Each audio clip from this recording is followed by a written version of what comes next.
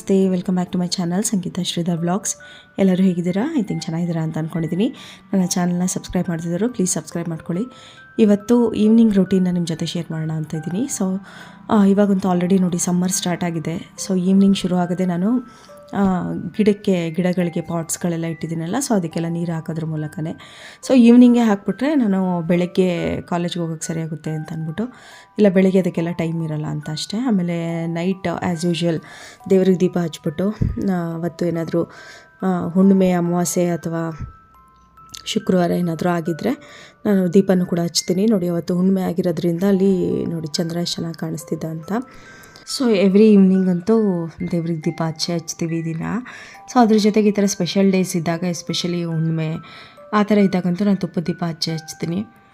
ಯಾಕೆ ಅಂತಂದರೆ ಅದು ತುಂಬ ಒಳ್ಳೇದಲ್ವ, ಮನೆಗೂ ಕೂಡ ತುಂಬ ಒಳ್ಳೆಯದು. ನಾವು ಏನೇ ಕೆಲಸ ಮಾಡ್ಕೊಬಂದರೂ, ಹೊರಗಡೆ ಎಷ್ಟೇ ದುಡ್ಕೊಂಬಂದ್ರೂ ಮನೇಲಿ ಒಂದು ನೆಮ್ಮದಿಯಾದಂಥ ವಾತಾವರಣ ಇರಬೇಕು. ಅದಕ್ಕೋಸ್ಕರ ನಾನು ಆ ದೇವ್ರನ್ನೇ ನಂಬಿರೋದಿಲ್ಲ ಅದಕ್ಕೂ. ಸೊ ಅದಕ್ಕೋಸ್ಕರನೇ ಆ ದೇವ್ರಿಗೆ ನಾವು ಇಷ್ಟು ಒಂದು ಟೈಮು, ನಮ್ಮ ಎನರ್ಜಿ ಒಂದನ್ನು ಸ್ಪೆಂಡ್ ಮಾಡಿದ್ರೆ ಅದು ಇನ್ನೂ ಒಳ್ಳೆಯದೇ ಅಲ್ವಾ ನಮಗೆ. ಸುಮ್ಮನೆ ನಮ್ಮ ಕೆಲಸಗಳಂತೂ ಇದ್ದಿದ್ದೆ. ಸೊ ಅದಾದಮೇಲೆ ನೋಡಿ ಟೀಗೆ ನಾನು ಕಡಲೆಕಾಯಿ ಬೀಜ ರೋಸ್ಟ್ ಮಾಡಿದೆ. ಸೊ ಹಂಗೇ ಡ್ರೈ ಆಗಿ ಹುರಿದಿದ್ದೆ, ತುಂಬ ಚೆನ್ನಾಗಿತ್ತು ಕಾಂಬಿನೇಷನ್ ಅಂತ ಹೇಳ್ಬೋದು ಈವ್ನಿಂಗು. ಆಮೇಲೆ ಲಲಿತಾ ಸಹಸ್ರನಾಮ ಹಾಕಿದ್ದೆ ಟಿ ವಿಲಿ. ಸೊ ಮನೆಗೆ ತುಂಬ ಒಳ್ಳೆಯದು ಅದು ಈವ್ನಿಂಗ್ ಟೈಮ್ ಹಾಕಿದ್ರೆ ಅಂತ ಅಂದ್ಬಿಟ್ಟು, ನಾನು ಮೊದಲಿಂದನೂ ಕೂಡ ಅಭ್ಯಾಸ ಅದು. ಸೊ ಅದಾದಮೇಲೆ ನೋಡಿ ಇದು ಬೇಸಿಗೆ ಅಂತ ಅಂದ ತಕ್ಷಣ ಹೊರಗಡೆ ಎಲ್ಲ ಈ ಥರ ಬೆಂಕಿ ಹಚ್ತಾರೆ, ಆದರೆ ಒಣಗೋಗಿರೋದು ಗಿಡ ಎಲ್ಲ ಸುಟ್ಟೋಗಲಿ ಅಂತ. ಸೊ ಅದೊಂದು ಮಾಡಿದರು. ಅದಾದಮೇಲೆ ನೋಡಿ ನಾನು ಡಿನ್ನರ್ಗೆ ಅಂತ ಅಂದ್ಬಿಟ್ಟು ಈ ಥರ ಸೊಪ್ಪನ್ನ ಫ್ರೈ ಮಾಡ್ತಾಯಿದ್ದೆ. ಈ ಸೊಪ್ಪೆಲ್ಲ ಜಾಸ್ತಿ ಇದ್ದಾಗ ನಾನು ಈ ಥರ ಮಾಡ್ತೀನಿ. ಏನಕ್ಕೆ ಅಂತಂದರೆ ಅದು ಎಷ್ಟು ತುಂಬ ಕಡಿಮೆ ಕ್ವಾಂಟಿಟಿ ಆಗಿಬಿಡುತ್ತೆ. ಎಷ್ಟೇ ಜಾಸ್ತಿ ಸೊಪ್ಪಿದ್ರೂ, ಒಂದು 5-6 ಕಟ್ಟಿದ್ರೂ ಅದನ್ನೆಲ್ಲ ಹುರಿತಾ ಏನಾಗುತ್ತೆ ಅಂದರೆ ಕ್ವಾಂಟಿಟಿ ತುಂಬಾ ಕಡಿಮೆ ಆಗಿಬಿಡುತ್ತೆ. ಅದೇ ಸಾಂಬಾರುಗಳಲ್ಲಿ ತುಂಬ ಜಾಸ್ತಿ ಆಗಿಬಿಡುತ್ತೆ ಕ್ವಾಂಟಿಟಿ. ಸೊ ಅದಕ್ಕೆ ನಾನು ಸೊಪ್ಪೆಲ್ಲ ಇನ್ನೇನೋ ಹೋಗ್ಬಿಡುತ್ತೆ, ಅಕಸ್ಮಾತ್ ಯೂಟಿಲೈಸ್ ಮಾಡ್ಕೊಂಬಿಡ್ಬೇಕು ಅಂತಂದರೆ ಈ ಥರ ಸೊಪ್ಪನ್ನ ಫ್ರೈ ಮಾಡ್ತೀನಿ. ಅದ್ರ ಜೊತೆಗೆ ಇದೊಂದು ದೋಸೆ, ರಾಗಿ ದೋಸೆ, 3 ಥರ ಹಿಟ್ಟನ್ನ ಹಾಕ್ಬಿಟ್ಟು ನಾನು ಮಾಡೋದು. ರಾಗಿ ಹಿಟ್ಟು, ಗೋಧಿ ಹಿಟ್ಟು, ಅಕ್ಕಿ ಹಿಟ್ಟು ಹಾಕ್ಬಿಟ್ಟು ಸಮ ಪ್ರಮಾಣದಲ್ಲಿ ತೊಗೋಬೋದು, ಇಲ್ಲಾಂದರೆ ಅಕ್ಕಿ ಹಿಟ್ಟು ಸ್ವಲ್ಪ ಕಡಿಮೆ ತೊಗೋಬೋದು, ರಾಗಿ ಹಿಟ್ಟು ಕ್ವಾಂಟಿಟಿ ಜಾಸ್ತಿ ತೊಗೋಬೋದು. ಸೊ ಈ ಥರ ತುಂಬಾ ಚೆನ್ನಾಗಿದೆ ಅಂತಲೇ ಹೇಳ್ಬೋದು. ಎಸ್ಪೆಷಲಿ ನೈಟ್ ಡಿನ್ನರ್ಗಂತೂ ನಮ್ಮ ಮನೇಲಿ ಎಲ್ರಿಗೂ ತುಂಬ ಇಷ್ಟ ಆಗುತ್ತೆ, ನಮ್ಮ ಪಾಪಗೂ ಇಷ್ಟ, ಎಲ್ರಿಗೂ ಇಷ್ಟ ಆಗುತ್ತೆ. ಸೊ ಅದರಲ್ಲೂ ಸೊಪ್ಪಿನ ಕಾಂಬಿನೇಷನಲ್ಲಂತೂ ಇನ್ನೂ ಚೆನ್ನಾಗಿರುತ್ತೆ ಅಂತ ಹೇಳ್ಬೋದು. ಸೊ ನಾನಿದು ಹೊಸ್ದಾಗಿ ಕಂಡುಹಿಡ್ದಿರೋದ್ರಿಂದ ನಾನು ಅವಾಗವಾಗ ಮಾಡ್ತಾಯಿರ್ತೀನಿ. ಅದ್ರ ಜೊತೆಗೆ 1 ಲೋಟ ಹಾಲು ಕುಡಿದ್ಬಿಟ್ರೆ, 1 ದೋಸೆ ಅಥವಾ 2 ದೋಸೆ ತಿಂದ್ಬಿಟ್ಟು 1 ಲೋಟ ಹಾಲು ಕುಡಿದ್ರೆ ಅವತ್ತಿನ ಒಂದು ನೈಟ್ ಡಿನ್ನರು ಪರ್ಫೆಕ್ಟಾಗಿ ಒಂದು ಹೆಲ್ದಿ ಡಿನ್ನರ್ ಅಂತ ಹೇಳ್ಬೋದು. ಸೊ ಇದನ್ನು ನಾನು ಆವಾಗವಾಗ ವಾರಕ್ಕೆ ಅಟ್ಲೀಸ್ಟ್ 1-2 ಸರಿನಾದರೂ ನಾನು ಮಾಡ್ತೀನಿ. ಯಾಕೆಂದರೆ ಅದು ಹೆಲ್ತ್ಗೆ ಒಳ್ಳೇದಲ್ವಾ. ರಾತ್ರಿ ಹೊತ್ತು ಸುಮ್ಮನೆ ರೈಸು ಗೀಸು ಅಂತ ಅಂದ್ಕೊಂಡು ತಿನ್ನೋದಕ್ಕಿಂತ, ಇಲ್ಲ ಬರೀ ಚಪಾತಿನೇ ಹೊತ್ಕೊಂಡು ಕೂತ್ಕೊಳ್ಳೋದಕ್ಕಿಂತ ಇದು ತುಂಬ ಕಡಿಮೆ ಟೈಮು ಹಿಡಿಯುತ್ತೆ, ಮತ್ತು ಬೇಗನೂ ಮಾಡ್ಬೋದು. ಸೊ ನಮ್ಮ ಅಮ್ಮನೂ ಕೂಡ ಇದು ಇಷ್ಟಪಟ್ಟರು ಅಂತ ಹೇಳ್ಬೋದು. ಸೊ ಸುಮ್ಮನೆ ಉದ್ದಿನಬೇಳೆ ಎಲ್ಲ ನೆನೆಸ್ಕೊಂಡು ಅದನ್ನು ರುಬ್ಕೊಂಡು ಕೂತಿರ್ತೀವಿ ಅಂತ ಅಂದ್ಬಿಟ್ಟು ಇದೇ ವಾಸಿ ಅಂತ ಅಂದ್ಬಿಟ್ಟು ಅವರು ಕೂಡ ಮಾಡೋಕ್ಕೆ ಶುರು ಮಾಡಿದ್ರು. ಸೊ ಹಾಲೆಲ್ಲ ಕುಡ್ದಾಯಿತು. ಅದಾದಮೇಲೆ ನಾನು ಸ್ವಲ್ಪ ವರ್ಕ್ ಇತ್ತು, ಕಾಲೇಜ್ ವರ್ಕ್ ಅಂತ ಅಂದ್ಬಿಟ್ಟು ನಾನು ಅದನ್ನು ರೆಡಿ ಮಾಡ್ತಾಯಿದ್ದೆ. ಅದ್ರ ಮಾರ್ನಿಂಗ್ ಒಂದು ಕಾಲೇಜಲ್ಲಿ ಪ್ರೋಗ್ರಾಮ್ ಇತ್ತು ಅಂದ್ಬಿಟ್ಟು ನಾನು ಇವಾಗಲೇ ಪ್ರಿಪೇರ್ ಆಗಿಬಿಟ್ಟೆ. ಯಾಕೆಂತಂದರೆ ತಿರ್ಗಾ ಬೆಳಗ್ಗೆ 7:15 ಹೋಗಬೇಕಾಗುತ್ತೆ ನಾನು. ಅದಕ್ಕೋಸ್ಕರನೇ ನೈಟೇನೆ ಅದನ್ನು ರೆಡಿ ಮಾಡಿಕೊಂಡೆ. ಪಾಪನೂ ಏನೋ ಆಟ ಆಡ್ಕೊಂಡು ಅವಳು ಕೂಡ ಎಂಗೇಜ್ ಆಗಿದ್ಲು.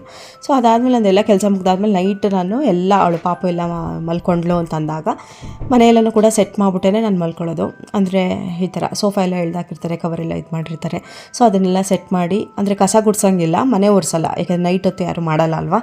ಸೊ ಅದು ಒಳ್ಳೆಯದು ಅಲ್ಲ. ಸೊ ಅದಕ್ಕೋಸ್ಕರ ನಾನು ಏನು ಮಾಡ್ತೀನಿ ಅಂದರೆ ಇವೆಲ್ಲನೂ ರೆಡಿ ಮಾಡಿಬಿಟ್ಟು, ಯಾಕೆಂದರೆ ಈವ್ನಿಂಗ್ ಆಲ್ರೆಡಿ ಕಸ ಗುಡಿಸಿರ್ತೀವಿ. ಸೊ ಇವಾಗ ನೈಟ್ ಅಷ್ಟರಲ್ಲೆಲ್ಲ ಇದನ್ನು ಹಿಂಗೆ ಮಾಡಿರ್ತಾರೆ. ಸೊ ಬೆಳಗ್ಗೆ ಎದ್ದು ಎಲ್ಲನೂ ನಾವು ಸೆಟ್ ಮಾಡಿ ಸೋಫಾ ಕವರೆಲ್ಲ ಒದರಿ ಅದನ್ನೆಲ್ಲ ನಾವು ಜೋಡಿಸೋ ಅಷ್ಟರಲ್ಲಂತೂ ಟೈಮ್ ಆಗಿಬಿಡುತ್ತೆ. ಎಸ್ಪೆಷಲಿ ಈ ಥರ ಕೆಲ್ಸಕ್ಕೆ ಹೋಗೋರ್ಗಂತೂ 5 ನಿಮಿಷನೂ ತುಂಬಾ ನಮಗೆ ಪ್ರಿಷಿಯಸ್ಸು. ಸೊ ಅದಕ್ಕೋಸ್ಕರ ನಾನು ಆ ಟೈಮ್ನ ಉಳ್ಸೋಕ್ಕೋಸ್ಕರ ನಾನು ಈ ಥರ ನೈಟೇನೆ ಎಲ್ಲನೂ ಆರ್ಗನೈಸ್ ಮಾಡಿಬಿಡ್ತೀನಿ. ಅದು ಎಷ್ಟೊತ್ತೇ ಆಗಿರಲಿ, ಇದನ್ನು ಅಟ್ಲೀಸ್ಟ್ ಒಂದು 5-10 ನಿಮಿಷ ತೊಗೊಳುತ್ತೆ ಅಂತ ಅಂದ್ಕೊಳ್ಳಿ. ಸೊ ಬೆಳಗ್ಗೆ ಇದ್ದರೆ ನಮ್ಗೆ 5-10 ನಿಮಿಷನೇ ನಮಗೆ ತುಂಬಾ ರಿಕ್ವೈರ್ಮೆಂಟ್ ಇರುತ್ತೆ ಬೇರೆ ಬೇರೆ ವಿಷಯಗಳಿಗೆ. ಸೊ ನಮ್ಗೆ 5 ನಿಮಿಷದಲ್ಲಿ ಏನೋ ಬಸ್ ಮಿಸ್ ಆಗಿಬಿಟ್ರೆ ನಮ್ಗೆ ಅರ್ಧ ಗಂಟೆ 1 ಅವರ್ ನಮ್ಗೆ ಲೇಟ್ ಆಗಿಬಿಡುತ್ತೆ.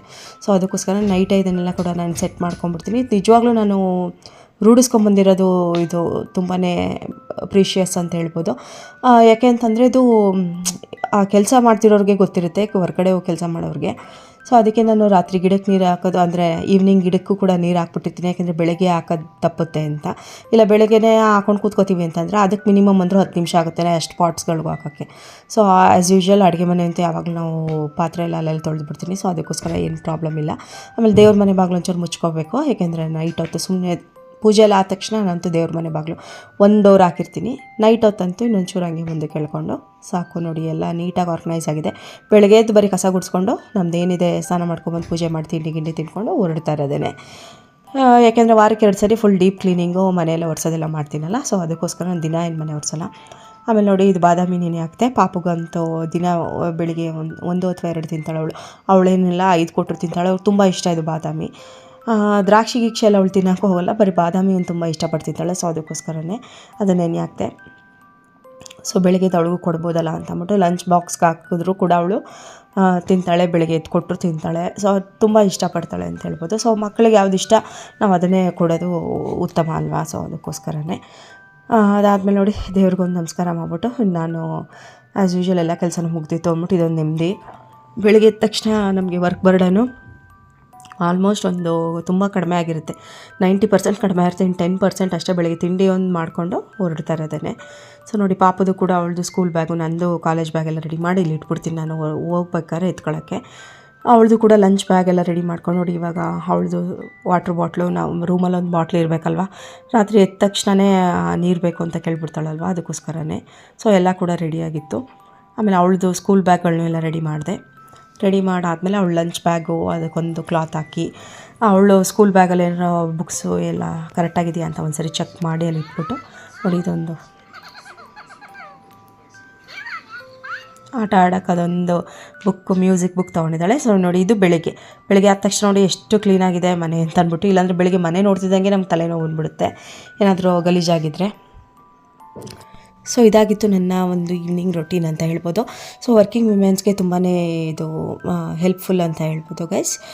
ಯಾರಿಗಾದರೂ ಈ ಒಂದು ವಿಡಿಯೋ ಇಷ್ಟ ಆಗಿದ್ದರೆ ಶೇರ್ ಮಾಡಿ, ಸಬ್ಸ್ಕ್ರೈಬ್ ಮಾಡಿ, ಮತ್ತು ನನ್ನ ಚಾನಲ್ನ ಲೈಕ್ ಮಾಡಿ. ಮುಂದಿನ ಒಂದು ವಿಡಿಯೋದಲ್ಲಿ ಮೀಟ್ ಮಾಡೋಣ. Boy and take care.